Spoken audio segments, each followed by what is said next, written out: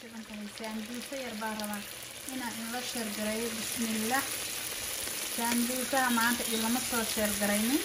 foolyada iyo sidaan u sameeyay laakiin sidaan u karinayaa maanta ilama share gareynaya ma sha Allah waxaan rabaa khiyaarta inaan insha Allah soo galiyo inkastoo aan aniga soo galin doonin sambusa farkaan ku leeyahay cunto nafaqo leh ku afur ma ahan inaan ku leeyahay sambusa ku afur cunto calashaan aan fadda ku bedelaynin cunto maaragtay healthy ah inaan ku afurtaa loo baahan yahay ma ahan ina sambusa iyo midhaasi bur badan ha cunin haddii aad maaragtay aad caafimaadkaaga ku talinayso ani hada sambusahan waxaa laga yaabaa 10 bari inaan hal mar kariyaa laga yaabaa hal mar sababtaan u karinayana waxay tahay caafimaadka kuma jiro maaragtay inaad bur badan cunto caloosha ku dibiraysaa hadii burka healthy ma ahan marka burka ani waxaan dhihi lahaa weegiiba hal mar cun inkastoo rabadaanku iska kooban yahay haddana weegiiba haddii aad zaaid u jeceshahay weegiiba hal mar cun baan anan dhihi lahaa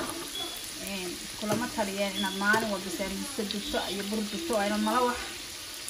maraq yar oon saliid badan lahayn mishaali yar علشان wax healthy ama aragtay inaad ku afurtaa fiican suxuurtana waxaan ma aragtay healthy ahayn inaad cunto oo ma aragtay sareenka oo kaleeto baastada oo kaleeto ma xuma baastada kale oo afuri kartaa inkastoo iyada laftigeedu tahay laakiin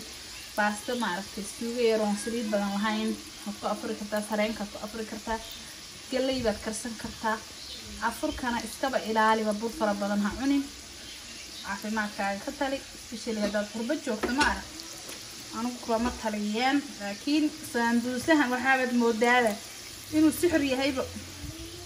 oona Soomaalida ka maarmayninba gurigan sambusa lagaga afurini ya gurigan sambusa lagaga afurin guyo ma aha lagu leeyahay ka warama khiyaarta ya marka kana doorogayna insha Allah ka soo qaadaya xogaa waxaan karinayaa cunto yar oo iska simple ah baastana halkan ay saaran tahay sambusaha yar dhacdhac marka caawa waa aqyaarta sambusaha yar baa ka soo tuuray maanta Ramadan Kareem Ramadan Mubarak soo dhawaada cuntooyinkeena caafimaadka leh oo healthy-ga leh insha Allah YouTube-kayga kala socda maanta waxaan sameeyay sambusa yar wakaasa sambusa iyo burka la iska yareeyo asxaabey caafimaad ma ahan marka burka la iska yareeyo hala cuno cuntooyinka healthy-ga ah insha Allah caafimaad fiican idin rajeynaya